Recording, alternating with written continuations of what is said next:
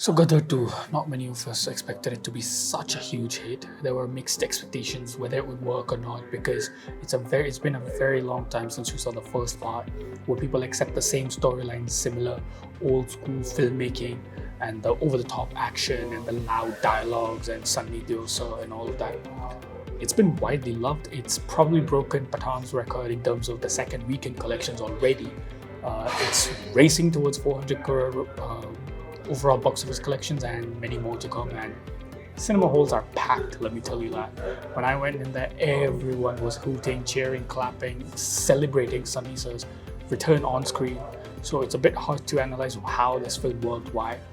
But I'm just going to go over the first half and second half, what my thoughts are, and then I'll give you a final thought on why the movie actually probably worked so well for the audience. So the story starts off in the first half where the movie is concluded. It shows off the events of how she's written to India with Sunny Sir, the son is there, and back in Pakistan, the story of Ameesha Patel's parents. Her father has been hung.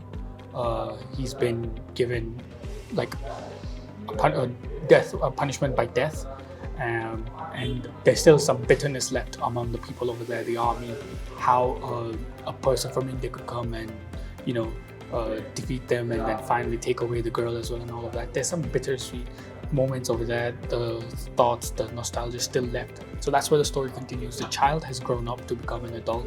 He is shown in a university level kid. He suits the role for that. He looks young enough for that. The movie's quite slow towards the beginning. In the beginning, it's only feeding off from the nostalgia. It gives off the songs. You could say the remakes of the old songs that were already a hit back then. So it's a bit serving for them like a refreshment, like a thing to get back to the zone of the Gadar filmmaking style. It eases you into that and makes you accept it that let the over-the-top drama, let it go, just stop expecting and just go have fun and enjoy the nostalgic moments from the first film. So in the first half, they have some romantic tracks, the songs. I think they're presented very well. That was unexpectedly very good to see on screen. The music was old school, romantic track. There weren't any hi-fi, there weren't any fancy lyrics or trying to bring a certain vibe. It was pretty much old school, normal romantic track, and it was refreshing to see on screen. And it was very family-like moments on screen with the way they romance and the songs, and it reminds you of the old school filmmaking. It brings back those memories. And interval ends on a very, very high, and you will enjoy the interval scene. And I must say, the son has done a pretty good job, as well as the actress, the love interest who's played by Simrat Kaur. She is gorgeous on screen, and wow, she's promising. So is Utkarsh Sharma, in my opinion. I think he got criticism just because he's the son of the director. He shouldn't get that, in my opinion. He's done a pretty good job for what he's supposed to do. Since carrying a movie like Gadar in the first half without Sunny Deol, it takes a lot of talent and skill to actually do that. And most people prefer the second half. We'll go over that final thoughts later on. Second half, as expected, you have classic Sunny Deol, high, over-the-top action, loud dialogues, some massy moments. And there's chase sequences and everything, and that's what people paid for, to see Sunny Sir doing action like he did in the first part of the movie, Gadar 1. So people got their money worth for that, but in my opinion, that's not the best part of the movie. And ending as expected, all's well that ends well. Watch the movie to see what the conflict is, and overall the ending is just happily ever after types. They have hinted that there might be a third part, but let's see. So this is the first half and the second half. Second half is much faster, but towards the conclusion, the ending, it's a little too stressed. But people enjoy the over-the-top action. It's only me who didn't enjoy it. So we'll go into the final thoughts of the movie. I personally enjoyed the first half more than the second half. I was expecting Sunny Sir to do over-the-top action and stuff in dialogues, but it was a bit too much for me to handle in the second half. Maybe just because I'm in a different generation. I enjoyed the romantic track in the first half, to be honest. It was very well made, very well shot. The songs, the costumes, the background music, the dialogues. The overall story felt very organic. The chemistry was good between the actor and the actress. And it felt good to see on screen that bit of the story. And quite a breath of fresh air, to be honest. It's away from the typical new style filmmaking. It's not fancy remake songs and stuff. They're original, old school romantic tracks, which will remind you of the 80s and the 90s, how the music was made, how they were shot. And even the romance that was done is similar to that fashion, and it's really refreshing to watch. For me, I enjoy that old school filmmaking.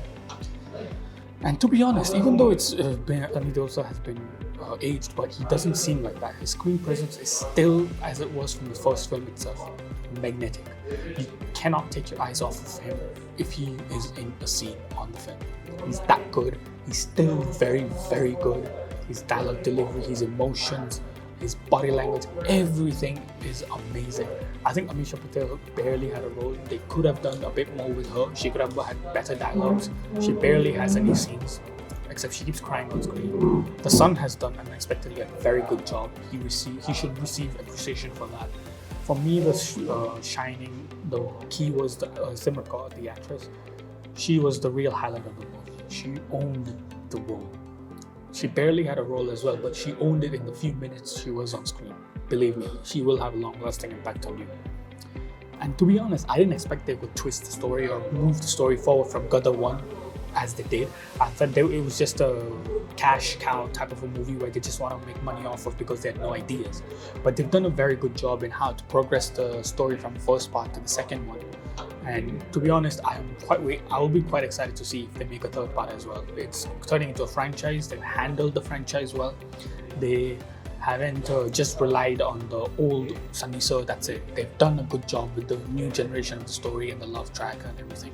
I personally enjoyed it. Many people didn't, but that's just my opinion. And to be honest, don't analyze too much of the film. People are decoding, oh, the screenplay was so poor here, writing was not good. These movies like these work on public sentiment and nostalgia.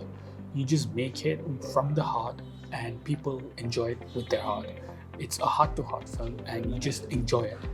You don't have to think much of what the logic is, what's not, oh, how is this possible? Stop it. Just even Mission Impossible series barely has any logic, but people in India love it and they can't seem to stop praising it. The recent Mission Impossible was absolute trash compared to the rest of the franchise. People still love the latest Mission Impossible. There's zero logic in that as well, but nobody questions it. Hypocrisy. Hypocrisy की भी सीमा होती है.